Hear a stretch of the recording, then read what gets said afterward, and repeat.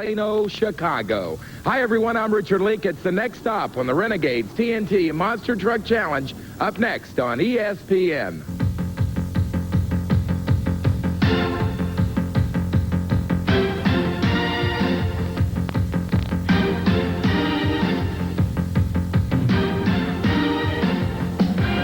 Power Tracks presents the most powerful sport on earth, the Renegades TNT Monster Truck Challenge. Power Tracks is brought to you by the heartbeat of America, today's Chevy truck. And welcome inside the historic Chicago International Amphitheater. In the 1930s, it was the home of the World's Fair. 1968, the site for the riot-torn Democratic National Convention. But tonight, it's a place where these superstars of monster truck racing have gathered for the next stop on the Renegades TNT Monster Truck Challenge. Hello, I'm Richard Leek, and tonight is the third event of the 1989 National Championship Point Series. Joining me as usual, down on the track, is Army Armstrong. And Army, as we're about to start tonight's races, one thing has become evident after our first 2 point events of the year.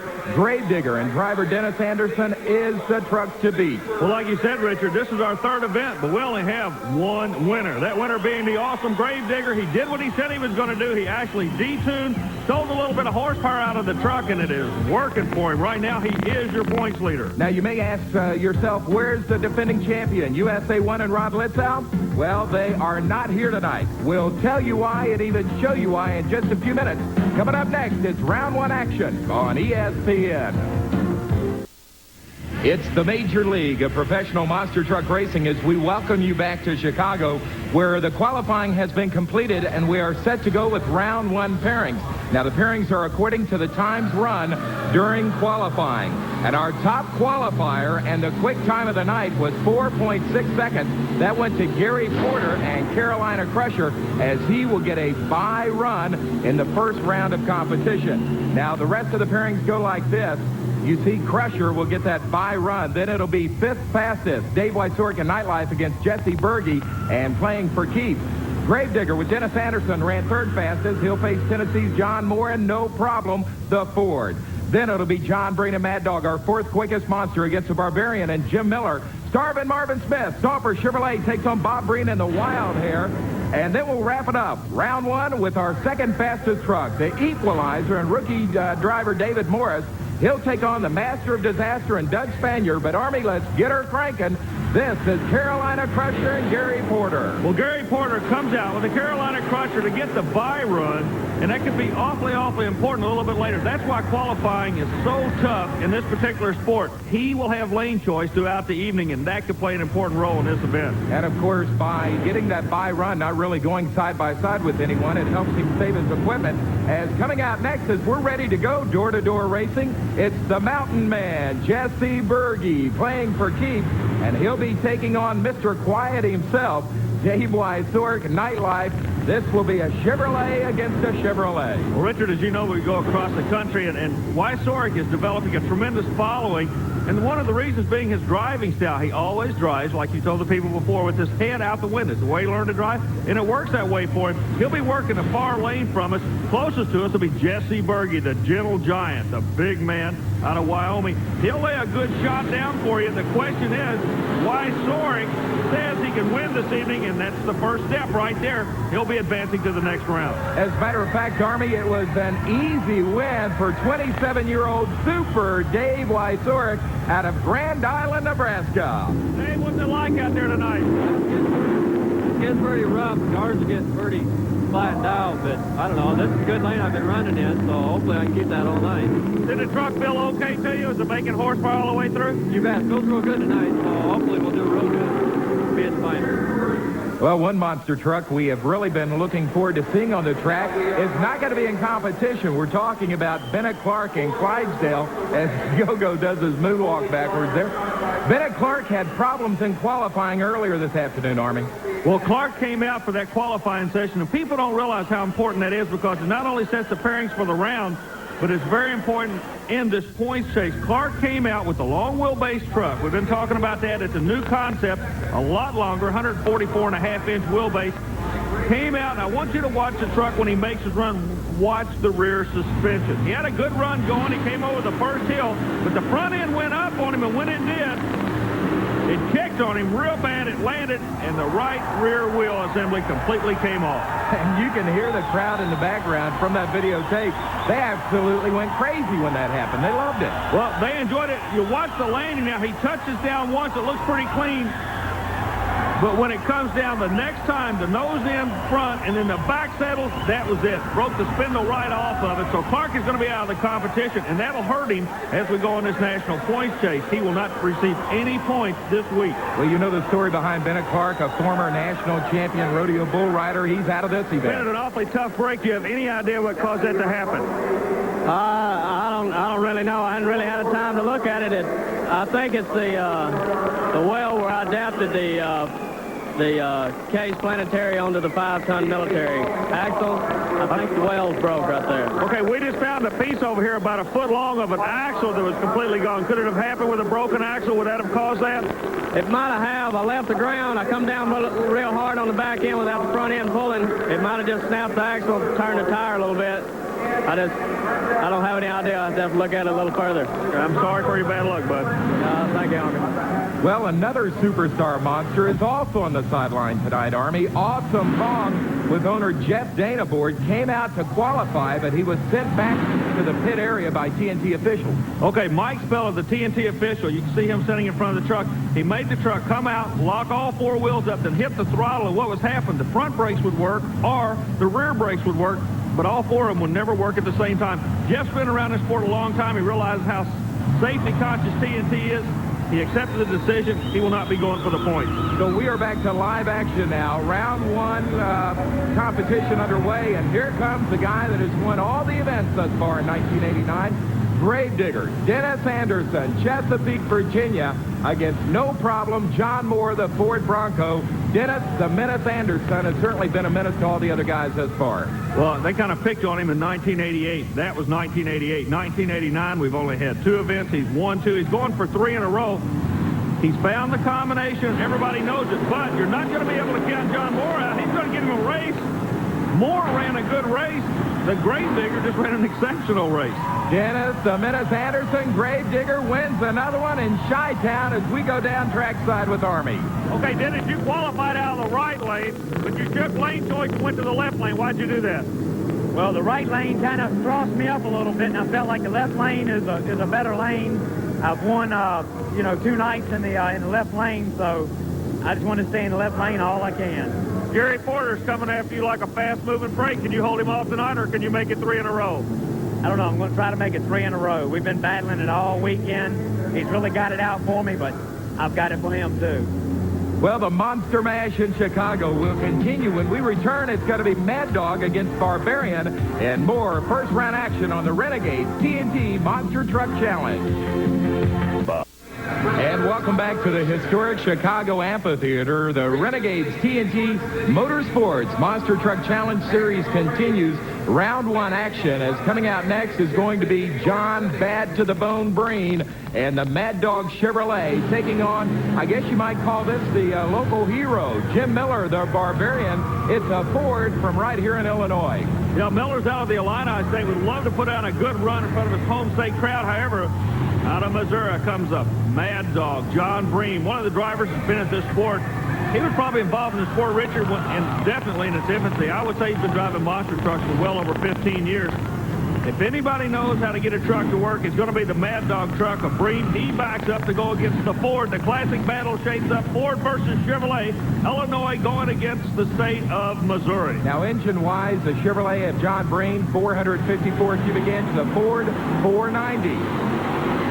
Good run by Breen, working the left side of the track. He's going to be advancing. The Ford not going to be able to get the shot he wants. He'll have to wait for another day to go into the winner's circle. So the Mad Dog with John Breen. He'll move into the quarterfinals, and we move on in round 1 competition. And here is John's brother, Bob Breen, the Wild Hair Chevrolet, and he's going to be facing one of the top Chevy trucks in America. We're talking about Stomper with Starvin Marvin Smith. Starvin is out of Arnold, Missouri. The Chevrolet and the Stomper machine well known to all the fans across America. Well, the interesting story here is BREEN in the wild hair truck. And I tell you what, all last year, this truck was a guinea pig. The one closest to the camera, they used it as research and development. They found out what they wanted to find out. Now they've taken the horsepower and put it in this truck, and it seems to be working for BREEN. However, like you say, Marvin Smith sitting off to his left is going to be a tough hombre to get by in this one. Oh, Smith, we've got a problem. Yeah. But the Stomper comes back and takes the win. Marvin Smith takes the win, but wait a minute. Richard, I don't think they're going to let it stand. Wild Hair is going to be declared the winner by virtue of a false start. You notice we go back to the replay. I don't know about this call, Army. Well, Alan Goss right on the starting line, the Renegade track official. What happened when they put the truck in gear, the torque converter locked up and pushed it maybe 2 or 3 inches, but that is forward motion. That's considered leaving the starting line. I'll tell you what, an awfully close call, but they have ruled Stomper has been disqualified, and he is out of the competition. Coming out next is Doug Spanier, the master of disaster, and look out, Doug, you're taking on a dandy. It's the rookie driver, David Morris, the equalizer machine out of the volunteer state of Tennessee. Morris is the kid that everybody's going to be watching out for this year. This truck is completely different as far as the theory behind it. It has coilover springs. The engine is located behind the driver and low for a real low center of gravity. A lot of people think that David Morris is going to be the man to beat this year. That's a strong possibility. Look how smooth he is off of that right side of the track, Richard. That's the first win we've had off of that right side. So dangerous David Morris, and the equalizer Chevrolet gets another win under the belt. Dave will now move into the quarterfinal round of competition, and he's going to move over to Army. Well, David, you're going to the next round of eliminations, and notice that the builder of the truck is already headed back to the pit area with it. Did you have any kind of problems on that run? Yeah, I don't know if carburetors are loading up on it or what. Still having a little problem keeping my engine running, so I have to get him to take it out for me. Shut it off, I might be able to get it started. That is Gary Porter, the driver of Carolina Crusher. I think he's found him a replacement hood for his car, Army. Yeah, a part-time auto repairman there. What he's doing, he's getting that hood out of the way. That's a safety move. I like it. All right, earlier in the show, we told you that the defending national champion, Rod Litzau, is not here. We're going to show you why. In our first night of competition in Chicago, the defending national champion had disaster strike him not once, but twice.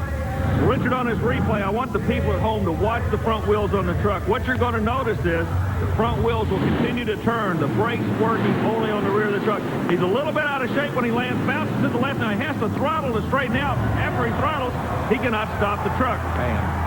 Right into the wall. Now, what happened here, we were not aware of it, nor was the crew aware of it at this time. A front axle had broken on the truck when he lands right here. The truck kicked over to the left. Now, at this point, you must throttle to get it back down. He was on the throttle. The rear wheels, you notice, are locked up. The front wheels not stopping him, takes him right into the wall.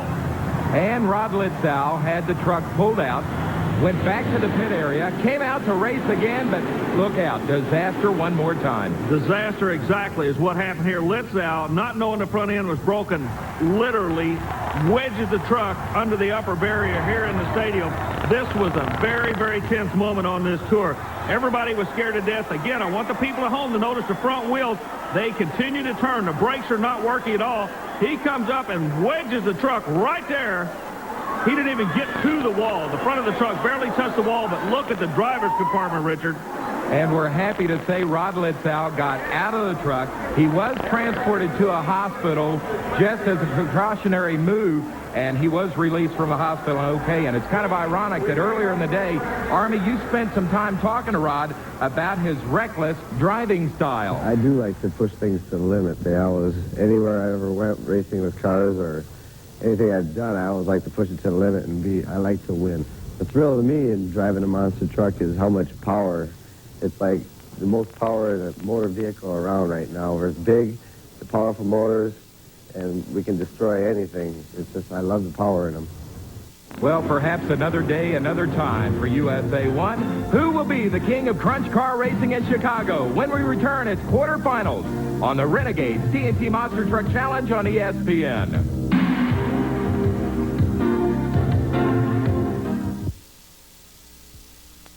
We are back in Chicago where the superstars of professional monster truck racing are in the quarterfinals now. It's got to be Carolina Crusher Gary Porter against Super Dave WIECZOREK and Nightlife, two Chevrolets, Army. Porter sitting in the far lane. Quick qualifying time gave him lane choice. That could be awfully important, but WIECZOREK has really pushed him to the limit. The Crusher's going to advance, but believe me, WIECZOREK made him work for that, Richard. So Gary Porter out of Wadesboro, North Carolina, takes that powerful Chevrolet into the semifinals, and he is going to be facing the winner of this matchup, which has Dennis the Menace Anderson and Gravedigger taking on Doug Spanier and the Master of Disaster. Richard, I'm interested in something here. I'm keeping an eye on where they line up. Now, you remember, the Carolina Crusher has already made a statement to us. The left lane's the place to be, and Anderson says the same thing. Eventually, they're going to work to each other. That could set up literally a war over who's going to get lane choice. The awesome red lights of the Gravedigger working the left side of the track. Spanier with the Master of Disaster really out of shape, stands it up. A good run by Doug Spanier, but not good enough as Gravedigger will advance. And he is going to be facing Gary Porter and Carolina Crusher in the semifinals. Let's ask Dennis about that matchup. Gary Porter, he's still in this thing. Gary Porter wants you. He's pulled no bones about it. He wants to come after you. How do you feel about that? It looks like you might just have him in that next round. Well, Carolina Crusher's tough, and I'm tough, but I've got something for Carolina Crusher. Whoa, listen to Dennis Anderson and his confidence. Army, you got any idea what Dennis has up his sleeve? No, but I wonder who's going that left lane when they do meet, Richard. That'll be interesting as we find out who is also going to be in the semifinals with this next race. It is John Bad to the Bone Breen and Mad Dog against Jesse BIRGY playing for keeps. Jesse gets to come back as our second fast loser in the opening round of action. Breen works the left side of the track. BIRGY comes over to the right. Now, Jesse BIRGY's running a lot of horsepower, but he's not a supercharged vehicle, and it's a short wheelbase vehicle. This truck is not really in the atmosphere it wants to be in. It's not handling real good for him. Mad Dog is going to advance. BIRGY's going to have to wait for another day. So another easy win for John Breen out of Barnett, Missouri in the Mad Dog Chevrolet. He will be in the semifinals coming up in a few minutes here in Chicago. God, we're down to the final four. You're going to be one of them. What are your plans? I'll just hold it wide open. The only thing you can do. Everybody's running real hard, and to beat them, you really got to hammer it. Now, wouldn't it be neat if John could face his brother Bob in the semifinals? We'll find out as Wild Hair and Bob Breen faces the rookie, dangerous David Morris and the Equalizer. David has been really the rookie sensation thus far this year, Army. Well, he and the truck, the rookie driver is doing a great job, but the truck is working super well for him because of the suspension engineering. Look at that now. Breem is running more horsepower than he's ever had, and the kid still drills him on the starting line. This Equalizer truck is unique, Richard. And one thing interesting is David Morris is the only monster truck to win coming out of the right lane on the track. So he moves to the semifinals, and we move to an introduction of the Equalizer truck. Once again, the chassis is one of the most important parts of any motorsporting vehicle, and everybody's got their own idea of what works in a monster truck. Now, standing with me right now is really a second-generation individual involved in motorsports, that being Gary Cook, the gentleman that owns and is responsible for building the Equalizer monster truck. And Gary, one of the most unique things about this truck and the chassis setup you have for your driver is the engine location. Can you tell us about the engine location and why you built it that way? We felt like the truck would balance better by getting the engine as low as possible and to the rear to get the weight off of the front end so that when you hit, it won't tend to nosedive. It'll tend to try to level out more so than nosedive. Kind of a stock car. I used to run stock cars for several years a long time ago, and we tried to take some of the principles from stock cars over into this. The softness is a result of spring setup and a different front suspension you have on the truck with the A-frame type setup or the wishbone. Could you tell us a little bit about that? Yes, it lets the front axle pivot without pivoting the body. The body can actually ride separate, you might say, from the axle. The axle can move without moving the body so that you don't whip the driver around his bed. And also we have a suspended seat, so when he hits, his seat can give down some so that helps him take some of the abuse. Well, when we return, Chi-Town heats up.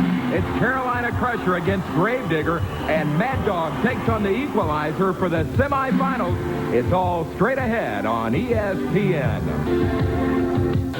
We are about to find out who the best of the beasts are in Chicago as the Renegades TNT Monster Truck Challenge moves to the semifinals. Dennis "The Menace" Anderson and Gravedigger against Carolina Crusher and Gary Porter, a classic matchup. These two guys are after each other. This could be one of the best matchups of the year. One of my questions have already been answered. Look who's in that left lane. Porter, in a qualifying time, helped him. But look, Porter goes out. He's going to advance. Richard, that's got to be considered an upset. Two-time winner Gravedigger will not advance in the competition this evening. A major upset as Carolina Crusher and Gary Porter move to the championship. Gary Porter done something everybody wants to do, son. You did exactly what you said you were going to do. You put the Gravedigger away. I put him away. Me and him, we've been battling it out for a long time, and he'll win one weekend and I'll win one weekend, but I'm going to take the points overall this year. You qualified quick. You pushed him someplace he didn't want to go. Did you do that on purpose? I tried to. The right lane I thought was the bad lane, so I put him over there. Well, it certainly paid off for Gary Porter as he is going to be in the championship round here. Now, who is he going to face? It'll either be John Bad to the Bone Breen and Mad Dog or Dangerous David Morris and the Equalizer. Army, give me a pick. I'm going to pick the kid out of Tennessee. The chassis is just working too good. He's the only truck working on the right side. Now, that's not taking anything away from Breen. He's running awfully good himself. But this kid out of the volunteer state is really making inroads in this sport. And he's going to be there, Richard. He'll be in the final. So the final is set, and it's going to be all Chevrolet. And you called it right. Dangerous David Morris, the rookie driver, moves to the final round. David, a rookie going to the finals. How do you feel about it? Good. You're working out of the right lane. Everybody says it's a bad lane. Nobody wants anything to do with it. You keep winning in it. I know he's going to push you over there. Does that bother you at all? Oh, it makes me happy. I like that side. Can you win this event tonight? You're looking awfully good. Just depends on my timing coming over the dirt pile, getting good control once I've got over it, getting back in it. So David Morris and the Equalizer will get the lane he wants. Carolina Crusher and Gary Porter will get the lane he wants for the championship coming up next. And the little mini monster is just trying to get there. And it's time for us to get on with the question of the week. And this question of the week about the Renegades TNT Monster Truck Challenge comes to us from Ken Ross of Farmingdale, Long Island, New York. And Ken writes that he has noticed on a lot of monster truck events, sometimes the drivers come back with only two-wheel drive instead of the four-wheel drive. And he'd like to know how important four-wheel drive is to have on these 4x4s.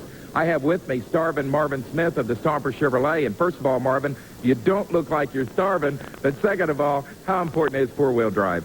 Rich, I think that the four-wheel drive on your vehicle is the second most important thing on a truck next to your brakes. Because without four-wheel drive, you have half your control gone. The truck is actually operated off the gas pedal.